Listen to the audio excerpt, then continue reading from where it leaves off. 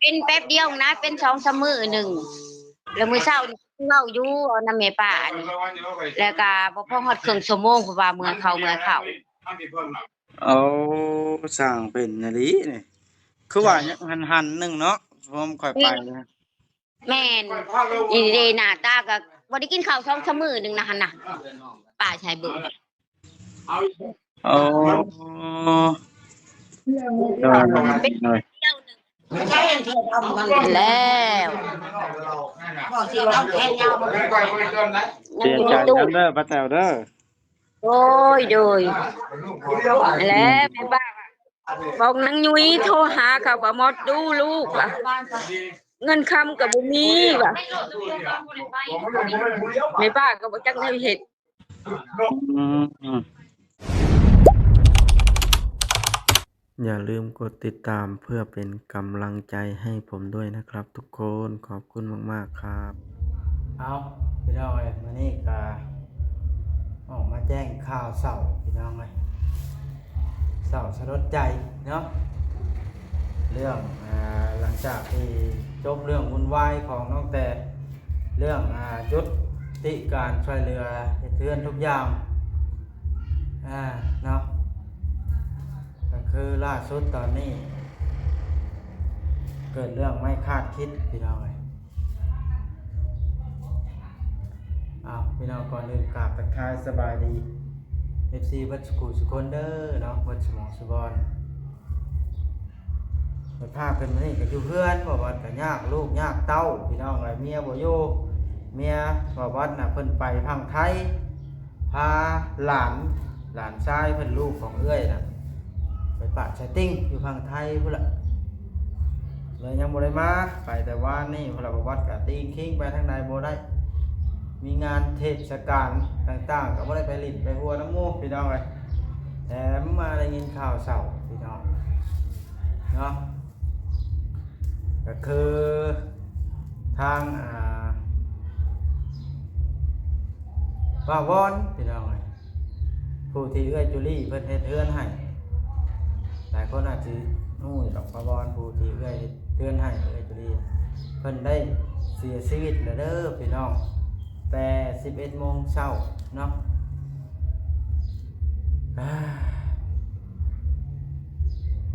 หมดเวรหมดกรรมแล้วพี่น้องอันนี้แต่ว่าผู้โยละให้สู้ต่อไปลุงคำดียักเราจะอยู่จังไดบาทอยู่ในเฮือนก็ได้ไอ้นายกับลูกน้อยลุงคำดีกับสิบุมีเมียจะอยู่สามพ่อใหญ่แล้วก็ลูกหลานก็สิเฮ็ดอะไรพี่น้องต้นนี้พี่น้องเนาะมาอื่นเพิ่นสิโป่งเด้อพี่น้องเนาะเฮาก็สิไปโป่งไปน้ำเพิ่นอยู่เนาะถ้าอันเกิดว่าบ่มีหยังติดขัดหยังเนาะพี่น้องเฮาก็สิหาเวลาไปปรุงเพราะว่าคนเคยเห็นกันคนเคยหักแพงกันเฮาไปถ่ายคลิปช่วยเหลือแล้วก็จะรีบเพิ่นก็ปิ้นปัวพาไปห้องมัดห้องหมอจนดีเศร้าแล้วก็ตายพี่น้องเบิดบุญเนาะมันอากาศร้อนแห้งเด้พี่น้องอยู่บ้านเฮาร้อนแห้งหมุ้ยห้องแอร์มันตายเลยโซเด็กๆน้อยๆก็เสียพี่น้องก็สิเฮ็ดได้ได้ใครได้เนาะพี่น้องประวัติก็เบิดแน่สิว่าเลยพี่น้องเอ้ยพี่น้องคลิปนี้ก็ประวัติออกมาแจ้งอย่างนี้แหละเนาะประวัติได้จากไปแล้วเด้อพี่น้องเนาะถ้าเกิดว่ามีท่าน FC ท่านใดเนาะอยากร่วมทำบุญซื้อน้ำซื้อในให้เพิ่นบ่โน่นนั่นนี่บ่สวยในงานศพของเพิ่นนั่นแหละพี่น้องทางบอกว่ายินดีเป็นสะพานบุญให้เด้อพี่น้องเด้อเนาะใครอยากกินทานน้ำเพิ่นหรือว่าซื้อน้ำเข้าไปร่วมจัดงานเนาะเพราะอากาศร้อนแห้งพี่น้องเลยมาพุ่นละทางบอกว่าก็สิได้ไปปรุงน้ำเพิ่นก็ได้เนาะเห็นแล้วเสาอีต้นมะแตวรับให้เนาะพี่น้องเมื่อแต่สิว่าพี่น้องเมื่อผมการเสียเวลาไปเบิ่งตอนที่ว่าบ่าวอันป้าแต๋วเนาะไปเบิ่งตอนที่ป้าแต๋วเพิ่นแจ้งข่าวว่าทาง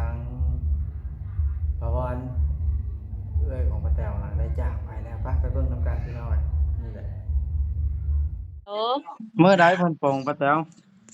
มื้ออื่นเพิ่นบ่เพิ่นว่ามื้ออื่นบ่ให้ได้มื้ออื่น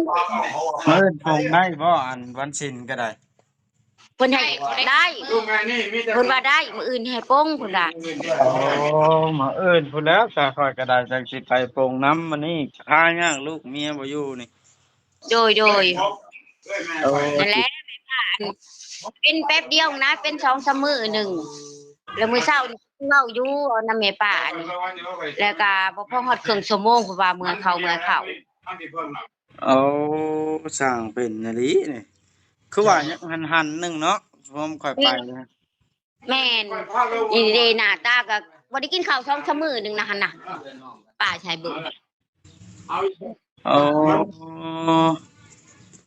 ได้หน่อยเที่ยวหนึงแล้วเสียใจนำเด้อป้าแต๋วเด้อโดยนั่นแหละแม่ป้าบอกนางยุ้ยโทรหาเขาว่าหมดดูลูกว่ะเงินคำก็บ่มีว่ะแม่ป้าก็บ่จักแนวเฮ็ดอืม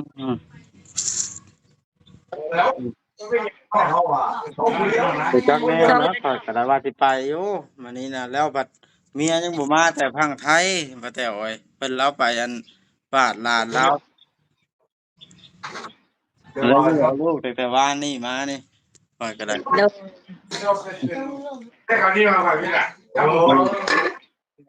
จ้างเป็นเนาะป้าแต๋วเนาะไปใส่ก็ไปนำกันหมดเอ้ยน้อง2คนแล้วก็มาจ้างไปเนาะเราอันเป็นโรครุนแรงบ่คือว่าไปไวแท้ปะจำบิดนั่นเจ็บท้องว่าขออนุญาตบ่คำทั้งขี่ทั้งห้าเป็น2-3มื้อหนึงนะอืมไวข้อยละบ่ทันได้เห็นฮอดลาวซ้ำบัดนี้เนาะเราไปแล้วแล้วแต่งให้นางยุ้ยหันไปดูหมอดูนางแบบไปดูหมอว่าบ่ยังแล้วว่าบ่ยังเอายังมาขอก็บ่ยังพอดีหลานออกมาฮอดในเมืองผู้ดีใจขาดเออเราเบิดบุญเนาะเบิดอันเวรเบิดกรรมเราเนาะโดยเออเอาแนวใดก็สู้เด้อป้าเด้อข้อยก็มื้อหน้าพุ่นล่ะจักสิไปอันโป่งน้ำ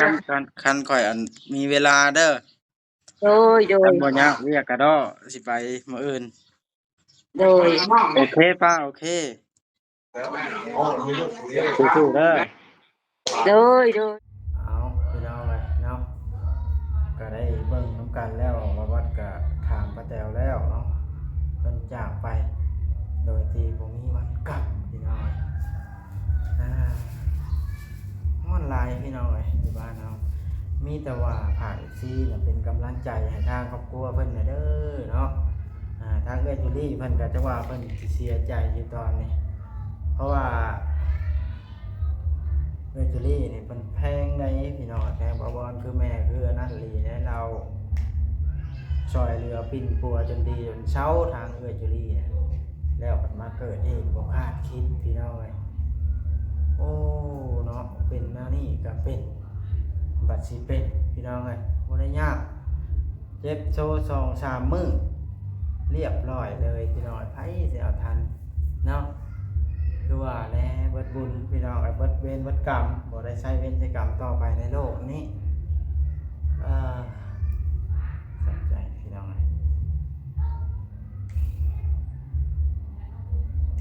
เพราะว่าเกิดเว้าจนบ่ได้เว้าให้พี่น้องได้เด้นะอันนั้นมันกระทันหันจักสิเว้าสิว่าจังได๋เนาะเอาสุดท้ายนี่พี่น้องบ่ว่าก็สิได้จบคลิปลงซั่นนี้ซะก่อนเด้อเนาะบ่ว่าก็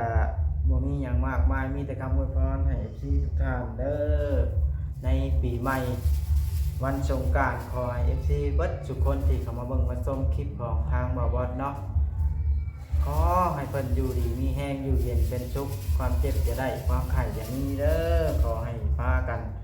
ร่ำรวยยิ่งขึ้น FC เบิดทุกท่านเด้อขอให้ทุกท่านอย่าได้มีอันเป็นไปแบบนี้พี่น้องเนาะ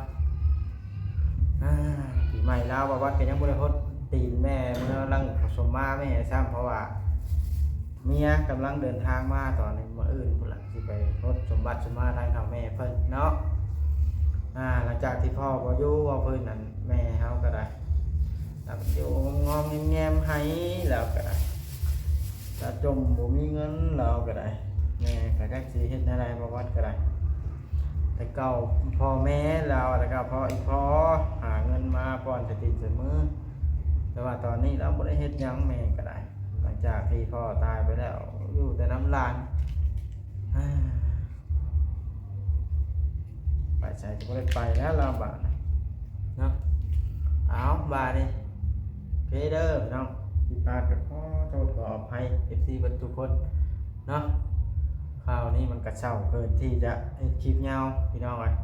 ว่าอยากไปถ่ายคลิปอยู่พี่น้องเอ้ยบอกว่าอยากไปถ่ายคลิปให้ FC เบิ่งบรรยากาศในงานอากาศร้อนแบบนี้เพราะว่าไปบ่ได้ค่าบ่มีผู้อยู่น้ำลูกพี่น้องเอ้ยสิวางได้แล้วมาจบคลิปกันอยู่เฮือนผู้เดียวอยู่กับลูก2คนผู้หนึงละไปอันนั้นพี่น้องไปเล่นแล้วมันใหญ่มันอายุ9 ปีแล้วเด้พุ่นน่ะนั่นเด้ผู้น้อยนี่แหละพ่อเอานอนออกมานอนอยู่ข้างน้ำนี่มันร้อนแฮงนั่นเด้รับปิ้งลูกสาวพ่ออยู่น้ำพุ่นน้อยๆนี่แหละบอกว่าทางใดก็ได้เนาะมันฉันก็ได้ไปทิมมันไปเบิ่งงานนำเพื่อนประวรเพื่อนแหละอยู่เอาลูกน้อยพี่น้องอะไรยากคือการไผก็ได้บ่ได้ไปถ่ายคลิปทางใดบ่ได้ไปเล่นทางใดอยู่เพื่อนเอาบาดนี่ว้าวว่าจบคลิปแล้วมันว้าวยาวพี่น้องเอาบายบายภาคถ้าอันทางป้าแต๋วทางญาติพี่น้องประวรเพิ่นเนาะได้เบิ่งคลิปนี้ก็ขอแสดงความเสียใจนำเด้อเนาะเบิดทุกคนบ๊ายบายพี่น้อง